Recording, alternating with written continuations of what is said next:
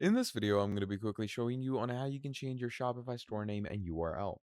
Now, there is no exact direct way to do this because, once your Shopify store name and URL is set, you can't really change it unless you choose to host a custom domain. Now, to host a custom domain, you can go over to settings, go to domains, and connect an existing domain or buy a new domain to change your URL or to change your Shopify store name.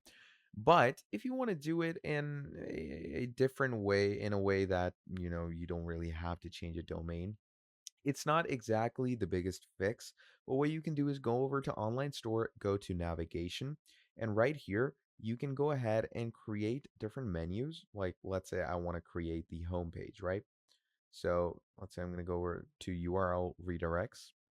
And what you can do is you can create a URL redirect with the name that you want. So redirect from, let's say, www dot, this is my store name, right? So redirect from this to www dot nike dot com slash, let's go with the categories of my page. Okay. So, you can go ahead and create redirects like this for yourself.